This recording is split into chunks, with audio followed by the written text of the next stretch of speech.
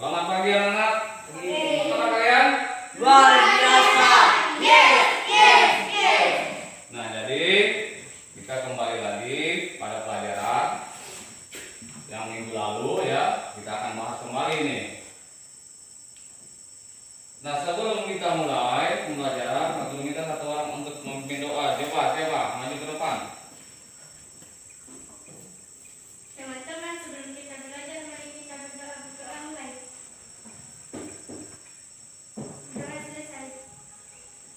Jadi minggu kemarin sebelum kita masuk dalam pembelajaran sudah Bapak jelaskan bahwa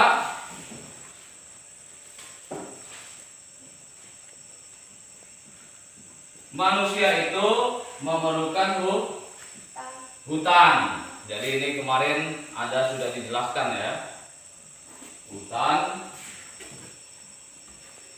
Nah, sebelum kita masuk lebih jauh karena ini penjelasan yang minggu kemarin, sekarang Pak Guru tanya dulu. Kemarin kan sudah Pak Guru jelaskan apa fungsi hutan, gimana? Hutan. Ya, pohon di hutan. Fungsi hutan maksudnya Menebang pohon. menebang pohon. Fungsi hutan. Fungsi hutan itu untuk apa? Dapat dipergunakan bagi Membuat meja, kursi. ya dapat membuat meja kursi. Nah, jadi kita lanjutkan pelajaran kita. Sekarang perhatikan dulu ini. Ini gambar apa? Gunung. Nah, gunung ini ada hutannya nggak? Ada atau tidak?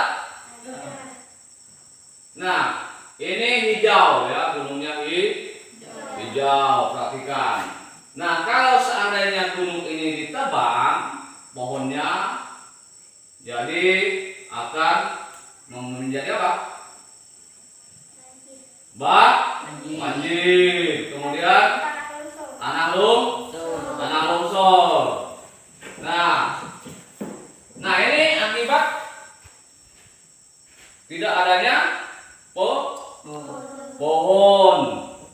Akhirnya bisa terjadi banjir, tanah longsor, dan bisa menyebabkan bencana yang besar.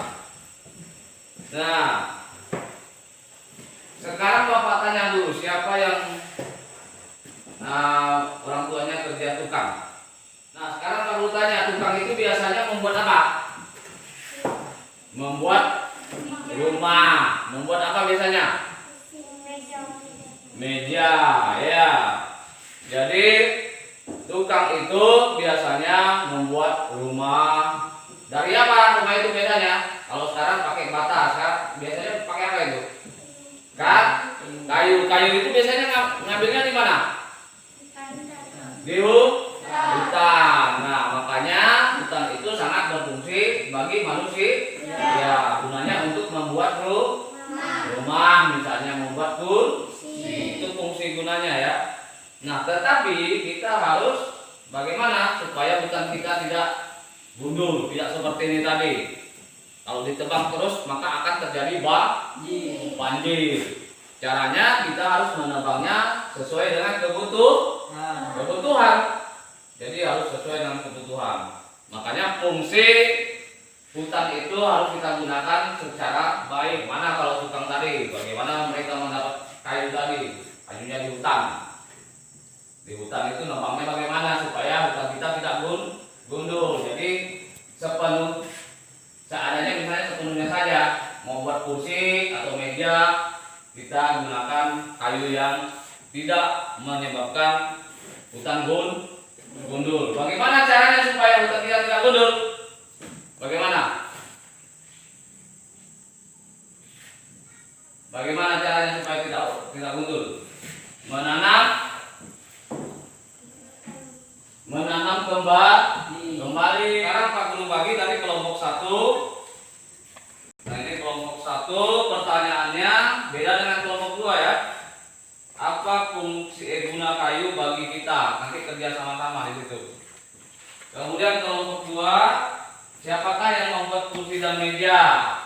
Nanti dijelaskan bagaimana tadi prosesnya. Apa kelompok 1? Mana? Sekarang jawab ya. Apa tadi pertanyaannya? Dapat guna kayu bagi kita. Apa kelompok 1 gunanya? Dapat membuat meja, kursi, dan lemari. Benar? Benar kelompok 2? Benar? Dapat membuat kursi dan meja. Benar? Apa kelompok 2?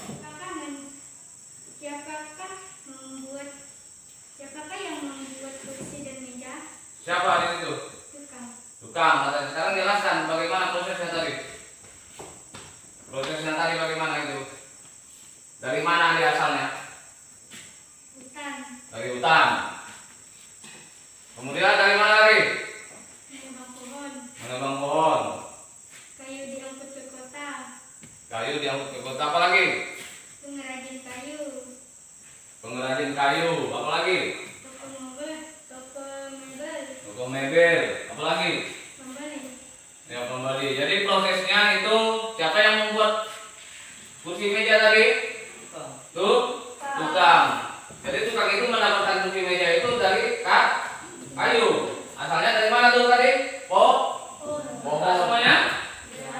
Jelas? Apa kesimpulan kita hari ini? Bahwa setiap manusia harus selalu menjaga kelestarian alam agar tidak punah dan dapat dimanfaatkan dengan baik. Iya, bahwa jadi kesimpulan kita hari ini kita harus selalu menjaga kelestarian hutan agar hutan kita tidak punah dan tidak gundul ya. Supaya hutan kita tidak gundul, kita harus menanam kembali. Apa menanam kembali namanya? Reboisasi. Jelas semuanya? Jelas. Nah, untuk tugas kalian di rumah, jadi untuk menambah wawasan buka halaman 105.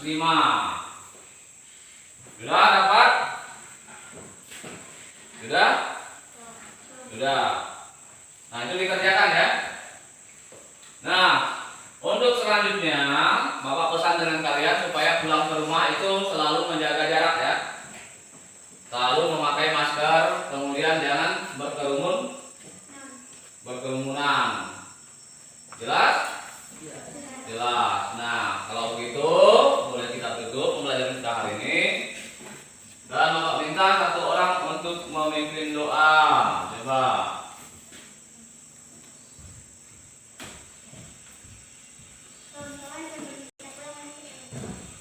Jadi Bapak ucapkan selamat pagi.